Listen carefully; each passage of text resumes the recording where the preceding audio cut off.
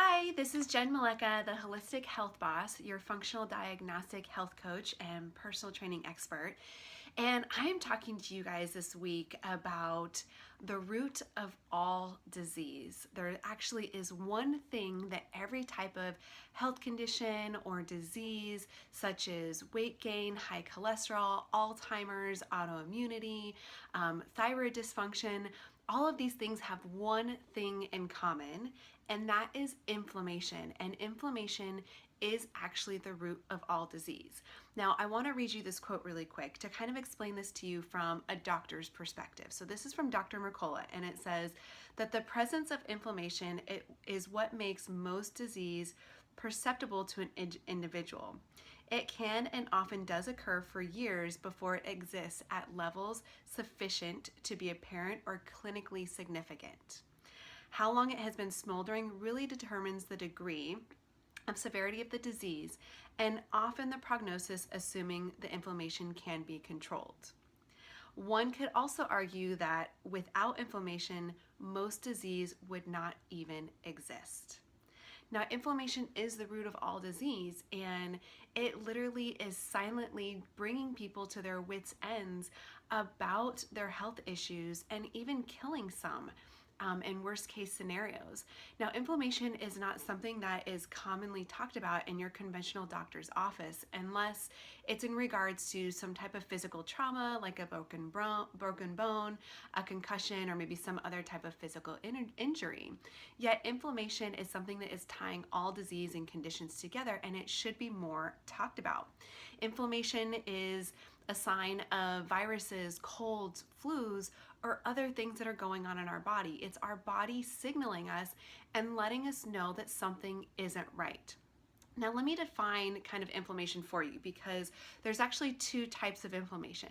There is acute inflammation, and then there is chronic inflammation. So acute inflammation is something that happens immediately, kind of that same example of when you do break a bone or you have some type of injury, you can see the inflammation and the swelling happening immediately. It's an acute response that is there to help the body heal and repair, and it should only last a couple of days.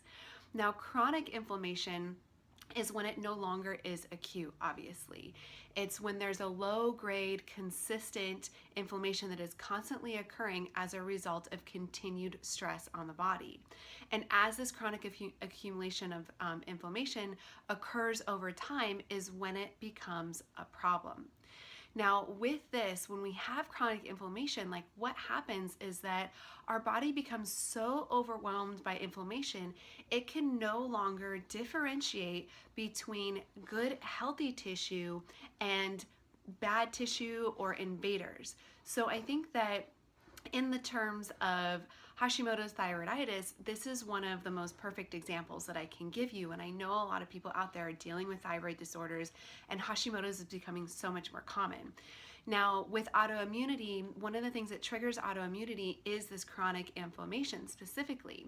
So you could be a typically normal, healthy person, and if you have chronic inflammation that's accumulating over time, it can trigger that autoimmunity. And with Hashimoto's, how that happens is as the body is becoming so overwhelmed by inflammation, it can no longer tell the difference between invaders like toxins in your body and healthy tissues such as your thyroid. So it sends out its troops and it starts attacking absolutely everything. It's the body's immune response. Now, in addition to this overwhelming thing that happens with chronic inflammation, inflammation also disrupts your cortisol. Now, your cortisol is, most of you probably know it as your stress hormone, but your cortisol is actually also your natural anti-inflammatory. So if you have chronic inflammation all the time, then your body is going to continue to pump out cortisol as a means to try and bring that inflammation down. And then you get what's called cortisol dysregulation. Your cortisol is no longer in a natural rhythm, which then can have a domino effect on your thyroid hormones, your estrogen, your progesterone, and your testosterone. And all of these things, this dysregulation in cortisol and these other hormones, leads to weight gain, it leads to fatigue, it disrupts your sleep, and it drains your energy, and so much more can happen as a result of that. So you might be wondering, like, how can you tell if you're suffering from chronic inflammation?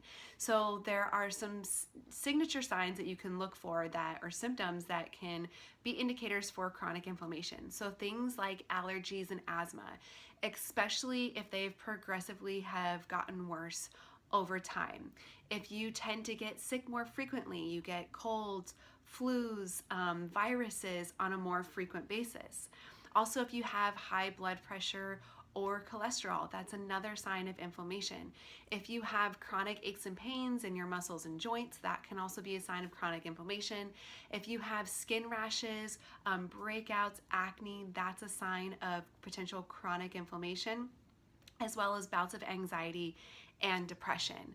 Especially if you have one or more of these symptoms, then that's an even greater sign that you're probably dealing with some chronic inflammation. Now, all of us suffer from a little bit of inflammation from time to time, but again, as this chronic inflammation accumulates over time, then that's when it becomes that problem. It becomes a burden on the body. So the reason that we feel this or this happens later in life is not because necessarily we're getting older, but just because there's been more time for this inflammation to accumulate and to become chronic in the first place. Now, once you have chronic inflammation, you're not doomed. There are ways to reverse chronic inflammation, and actually this is something that I see in a lot of my clients. The question out there is, well, if we know that inflammation is the root of all disease, and why don't we have a cure for disease? Why aren't we just reversing inflammation? And I don't know the answer to that question, why it's not paid attention to more in our medical world. However, what I can tell you is that when I do work with clients on reducing inflammation, they do see immediate results. So there's basically four, primary factors or primary things that you can be doing to reduce your inflammation. Now, it is dependent on each individual, but I can guarantee you if you start to do these things in your life, you're going to start to reduce inflammation and you're going to start to feel better from it. So the first thing is avoiding inflammatory foods such as gluten, dairy, sugar, soy, and alcohol. Now, these foods specifically increase inflammation in our body. So if you can minimize or avoid them altogether, you're going to decrease that inflammation.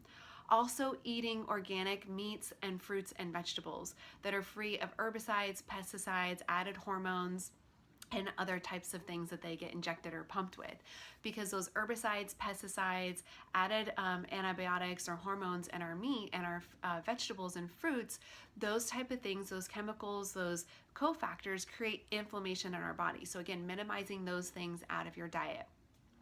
Also, reducing your environmental toxin exposure. So in your air, water, your personal care, and cleaning products, reducing the amount of toxins that you encounter with on a daily basis.